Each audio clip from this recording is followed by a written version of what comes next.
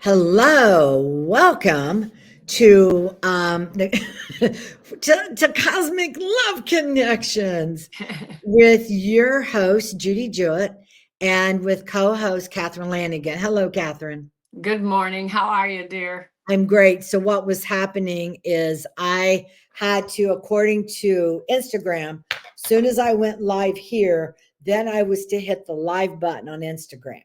Okay. And which confused me because I've never had to do that before. And that's why I couldn't talk and chew gum and walk at the same time. I know. Multitasking is on its way out the window as far as I'm concerned. Yeah, so we have all kinds of exciting things to share, new beginnings. Yes, we do. You've brought in some beautiful information and things that have happened to you around the world, Hmm. and I have too. So we've been on our adventure. I've been in California. You've been in California and Arizona and Egypt. In Egypt.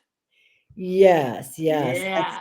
Yes, So yes. if you don't mind, I know we're going to talk about all these great new beginnings. Can you share anything that about Egypt that would be a part of the new beginnings? Yes, absolutely. First of all, the tour that we went on was a small tour, and everyone there was, I want to say, we were all on kind of a spiritual adventure. So everyone was this particular group was of a like mind. We had several energy workers, we had several Reiki masters, we had a couple of PhDs, who had been to Egypt many times, were literally measuring the sacred geometry of the pyramids and some of the temples. We went to every single pyramid. Bill went inside every single pyramid. I didn't go inside all of them because there was a lot of crawling and a lot of crawling, and I can't crawl anymore. After I broke my arms, I've got two plates in this arm and then one plate on here. And when you're crawling, I mean, it's like only 30 inches high, this tunnel that you have to go through. So once you start crawling, you can't back out. There's all those people behind you. So you have to keep going. And it's like 150 yards. So, I mean, it was truly a young man's task to do this stuff, but he did it all. And then there was every single temple we went to. Two of my favorites. My favorite, I think, of the temples was Isis's temple, which the first we had to get up at 4 o'clock in the morning and get on a boat and go down the Nile. We went down the Nile on a boat from the hotel that we were at that time. And her first temple is now partially underwater, which is very interesting. I did not know that until I got there. And there's only parts of it that are still able to be seen above the Nile. And then we went a little further down the Nile, and they had at some point in time, and now I can't remember how many thousands of years ago that they did it, but they moved the temple, recreated, literally moved columns and everything, and then put it on much, up higher on a hill, so where it is dry. And that was unbelievable for me to when I we walked off the boat, and there's still that grand palace courtyard thing. It looks, it's literally almost like, when you think of St. Peter's Basilica in Rome, you always think of all the people outside where the Pope comes out and stands on the balcony. Well, this was just as huge, and we were there very early in the morning. I mean, when we started out, it was dark. We walked down this hill. I mean, we rode a bus and got to this place where the boats were. And I mean, we walked down this hill and you couldn't see a thing. So it was that dark. So I would guess that we got there just shortly after dawn, probably 5:30 in the morning. So there was no one else there. It was just our group that was there in this huge temple.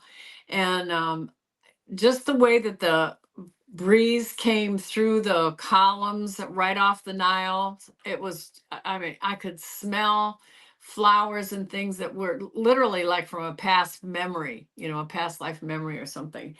That was really amazing for me. We had several experiences there, but just seeing all of the hieroglyphs and all that, it was, you know, when you go from temple to temple, all the hieroglyphs start to all look the same. I kept taking pictures of everything, and I said to Bill, I go, well, what temple is this in? Well, how do you know? They all look the same, right? Then the other one that was truly I was not prepared for was a very private tour to Thutmose the Third's temple, which is actually underground. And we had to climb downstairs and all the, steps really to get to it. And what makes it interesting and unusual is all these hieroglyphs are different, very different. And this is not open to the public. It's only by private tours. They're a little on the pricey side, but how many times you're going to go to Egypt, right? Well, the writing that's on the walls, that's very interesting because all of the writing, our Egyptologist was the one who took us through the temple. The bottom, usually it was the writing that was on the lower part of the hieroglyphs. If it was in red, those were messages and information that had come from the extraterrestrials then. So I find that very, very interesting that, here it is right on the walls, as those are extraterrestrials writing on the wall. And it showed what a Stargate looked like, how you went to the Stargate, how you got through the Stargate, what was going to happen to you after you went through the Stargate. It was very, very interesting. And now in that place, I did take pictures of every single frame that I could all the way around the room that we were in. And then there was this sarcophagus that was kind of like not in the middle of the room, but almost in the middle of the main room. There were other little rooms off to the sides that we went into, but in this main area was this, it was like black granite, I think it was black or black marble. But on the sides of it were all kinds of hieroglyphs all the way around the sides. And I was standing on the far side, if the head's here and the feet here, it was not a tomb. It was not, nobody was buried there. Nobody's in it. It was never, once you go to Egypt, you realize all of these things are not tombs. They are energy or battery centers. It might be a center for a battery or some kind of something that creates energy. That's each one of these things is very obvious that this is where energy was made. But anyway, so we were standing around this sarcophagus thing, and there was this probably to about here, about my chest, maybe 3 feet, was a hieroglyph of Thoth, of the god Thoth, the one that had the like jackal head, and he was the one that's supposed to have brought language, mathematics, all these kinds of things to humanity. And as I was standing there, I kept looking at it. Now it was, drawn out and then had a little bit of like a gold look to it. But as I kept looking at it and staring at it, it got more and more gold all the time. It just really started glowing. Well, I took a photograph of it when it was glowing, and it shows. Oh, wow. We had groups that went, a group would go off this way or that way or this way. And with that group, there were times when one of the gods would appear to them and they took pictures and it shows up in a photograph. That's pretty interesting. So I found that like really, really unbelievable. But the last day, now we were gone almost 3 weeks. And for the last day of the tour, the last thing that everybody did was they went into the Great Pyramid at Giza, which was a long climb up into the Pyramid of Giza. Now, I didn't go because there was crawling. There was, in fact, we had to sign a waiver for that one because it was difficult. And it was also 130 degrees inside the pyramid.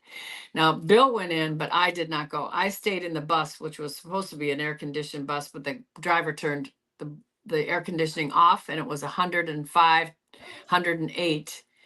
for an hour and almost 2 hours in the bus. So, I mean, I'm sitting in the bus just drenched in sweat. But anyway, I was meditating on my side of everything, and he was on, he and the group were inside and they were meditating on the inside.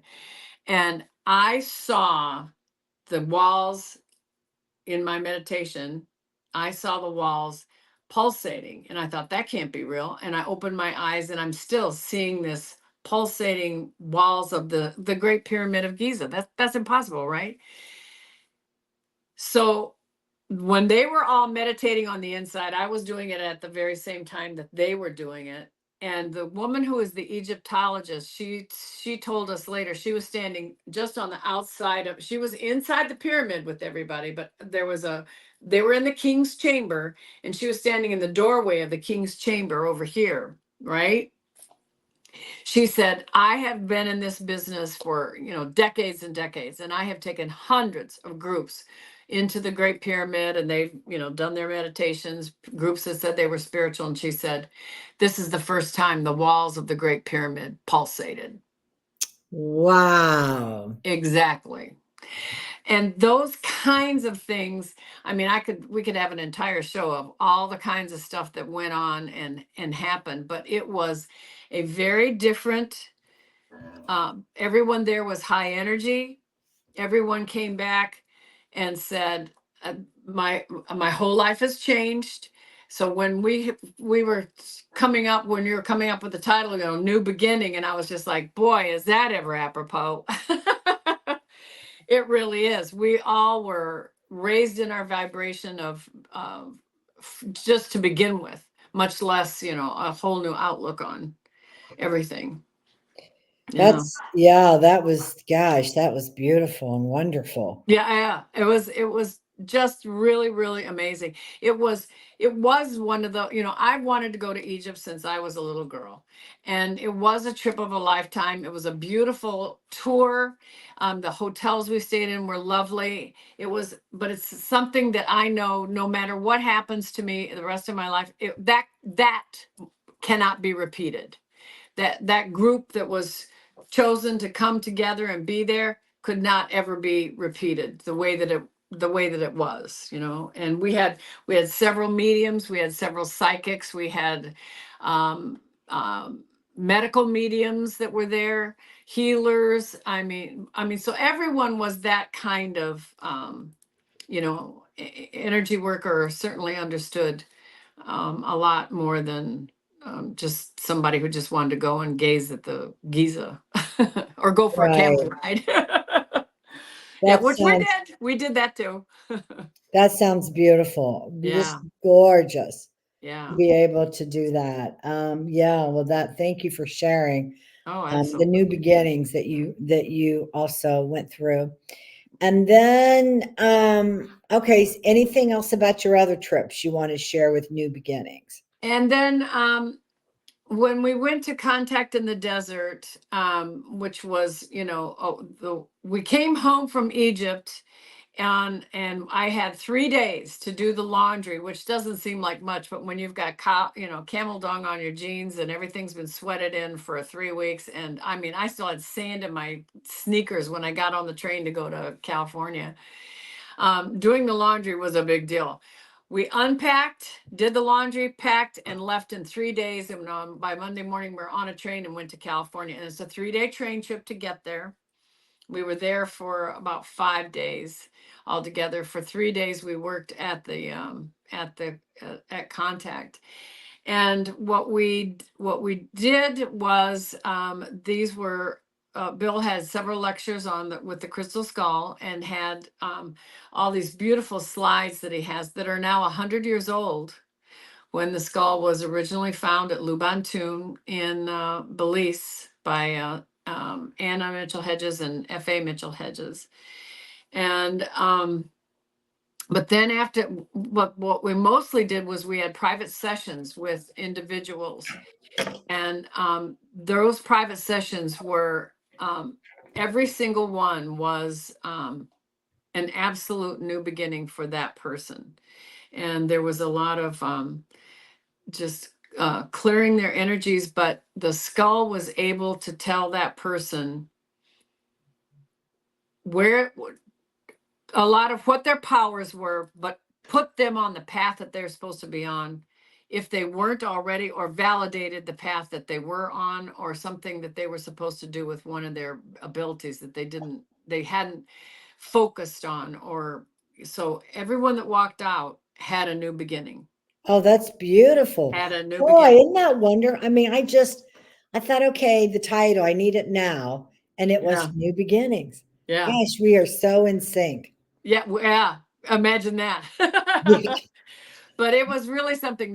We did, I think 35 or 36 people we saw, which is, we worked from 8 o'clock in the morning till 9 o'clock in the morning till 8 o'clock every night. Wow. We barely had a break for lunch, and that's the only break we got. I mean, there were a couple of times when I really had to go to the bathroom and couldn't get there. And so I was like, I gotta have 5 minutes to run to the restroom.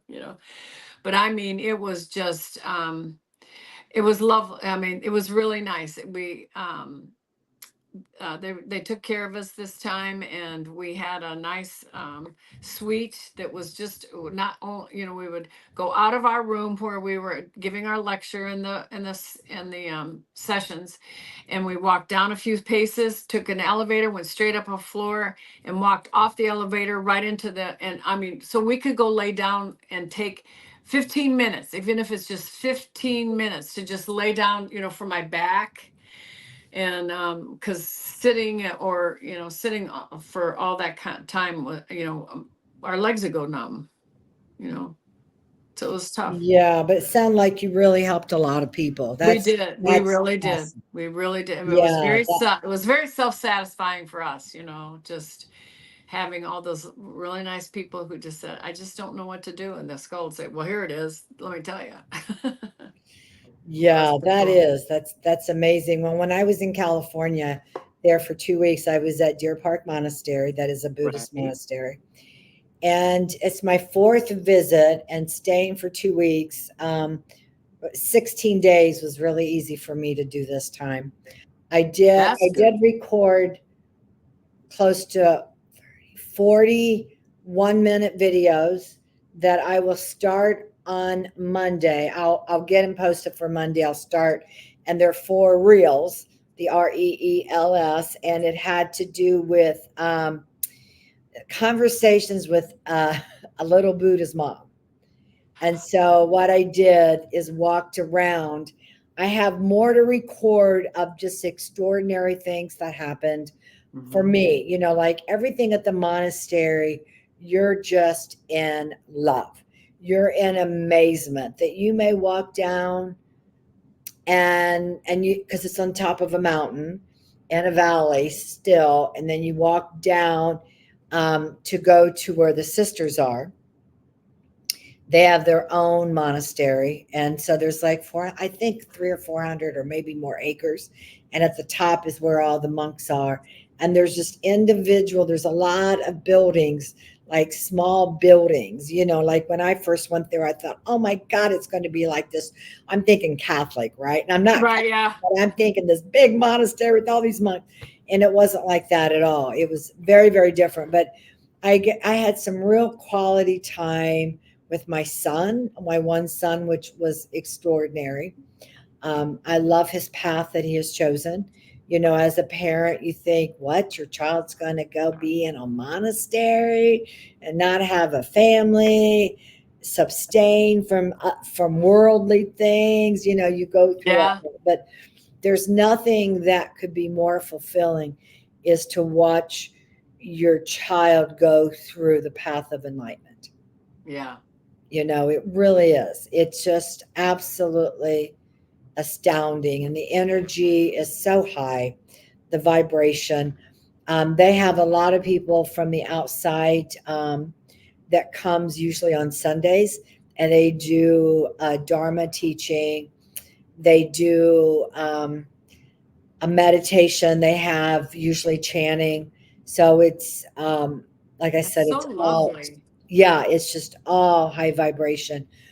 I would go and meditate when I could, which if I was there every time but one. And I was talking to a good friend in California, and I looked at the clock and thought, oh no, a nighttime meditation. I missed it. But we would meditate we would leave our rooms at 5:30 in the morning and walk, because the meditation started at quarter till. Okay. And then you would be there 45 minutes, and then you would get ready to go to breakfast. And then I did not do the working meditation, and I only did walking meditation, which are usually morning activities if my son wanted me to. And other than Uh-huh. that, I would be working. I would be working on my stuff. And then we had a meditation then at 5 o'clock at night. Mhm. They went on a summer schedule, my last day there, and now it's like at 7 o'clock in the evening. So the temperature, because it's pretty hot in California. Yeah, it is. It, Right. it is. And so it's, a very different schedule.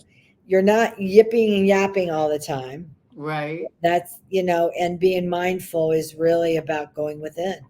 Yes, it Um, is. it's amazing just to be around so many men and women who have an open heart, Mhm. that have dedicated their life going within, to know their spark. Yeah. The spark within Yeah. the Creator. It's just beautiful.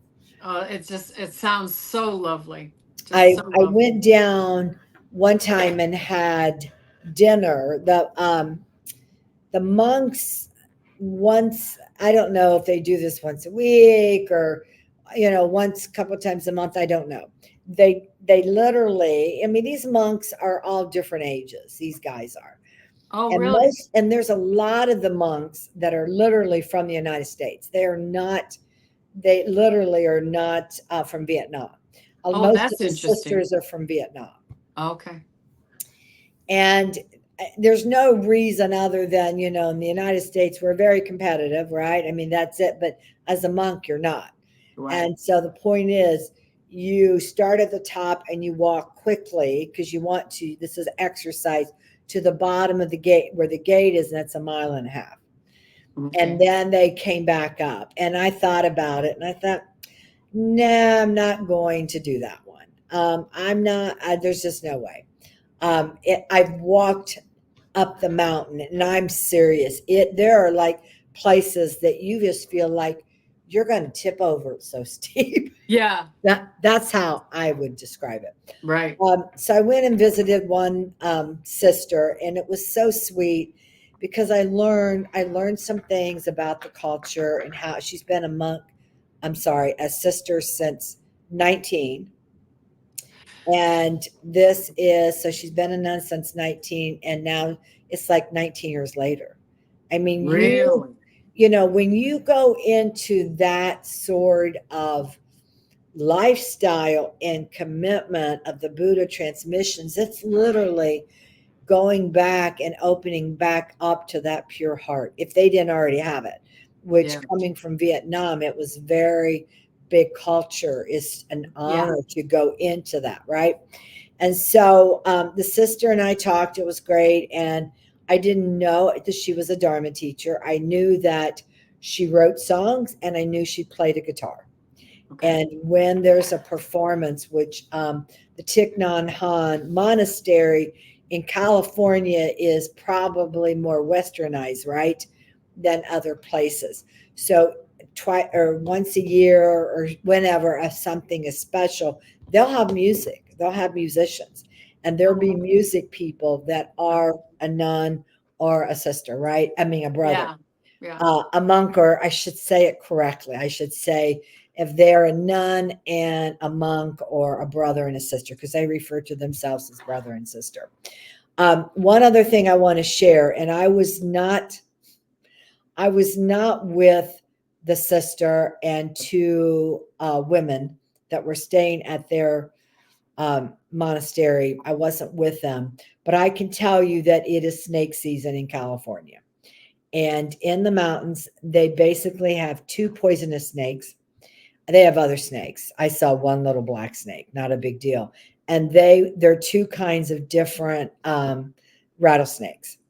And Oh, people were seeing rattlesnakes. If it wasn't like, I heard, oh, we had to catch a rattlesnake, and that would probably be several times a week. So when they ah, catch them, they don't kill anything.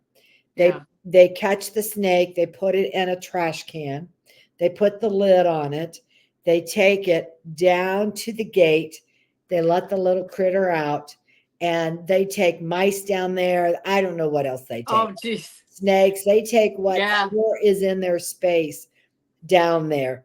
And Mhm. so back to the story about the sister. The sister said,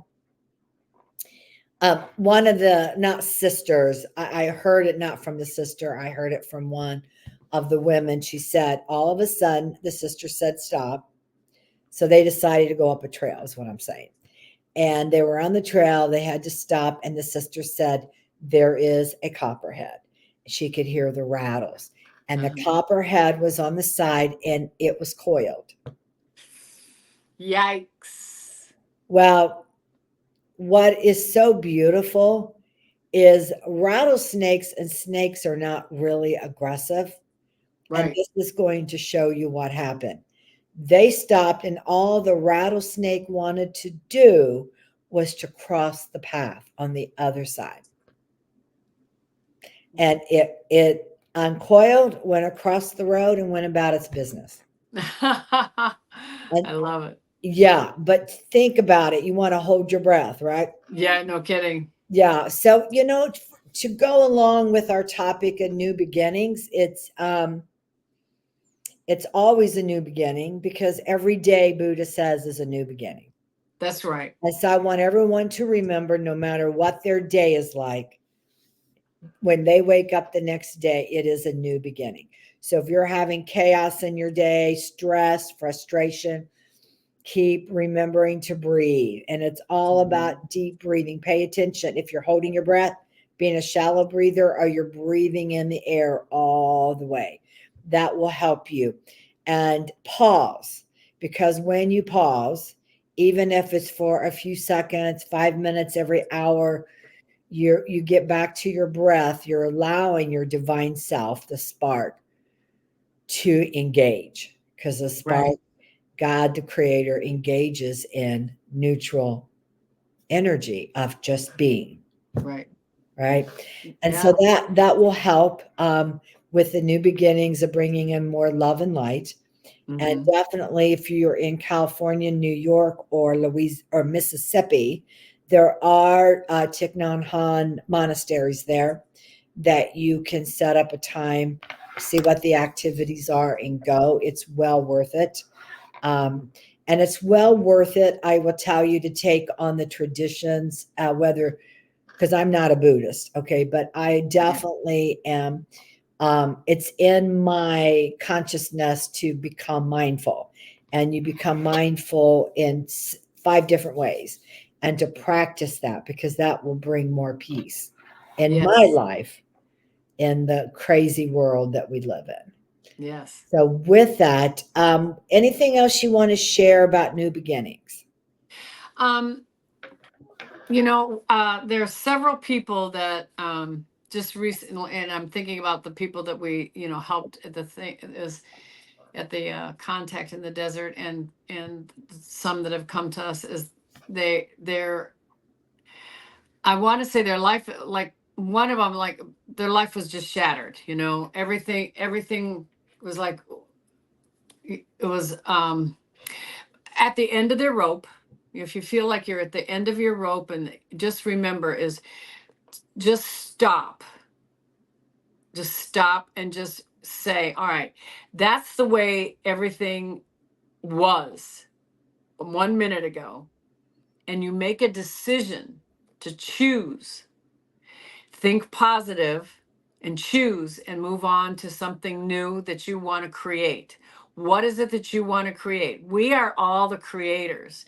And every single minute of every single day, we have a chance to choose something positive, something new, something better, something more wonderful. You know, I can remember somebody saying to me one time, he said, well, you're always happy. And I said, because I choose that. I choose to be happy. Why would I want to choose anything else? You know, I choose it. If it's raining, oh, wasn't that great? You know, the trees are loving it. The plants love it. The animals love it. If it's whatever it is, if it's snowing, it's beautiful. Choose to make that positive choice. Even if you suffer from super depression, that you still can make little choices. You know, I choose to just look, to just sit and breathe, just like you're saying.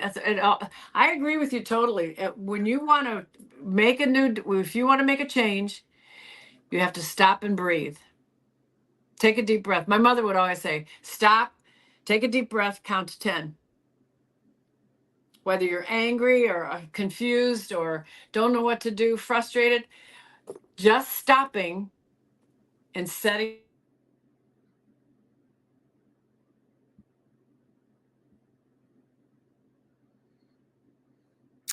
Oh no, Catherine, what happened to you? Catherine. Okay, so it looks like, There we are. I'm back. okay, all right. Sorry about that. Yeah, Anyway, that's my last thought. okay, be happy. So be happy. It's always a Yeah. choice. We're going to spend more and more time. We're going to continue talking about love. We might make reference to non-love because that is coming up for both of us. Yes, it And is. to help, because right now I do want everybody, you may already know this, but as we are in this process of great change, 5 dimension, if you are a woo-woo person, if you are a light worker, if you're a practitioner, if you are a spiritual seeker, I don't care who you are, and you thought 5D, or you even knew what 5D was, and you thought, and all these hundreds of books out about 5D, folks, that is not where you got to keep going. 5D is not the end. We That is go, not the end. You've got to we keep going. keep going. And Absolutely.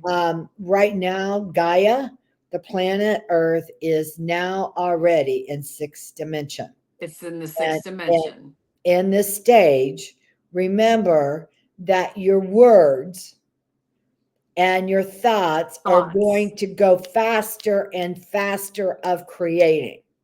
That's correct. That is correct. And I've experienced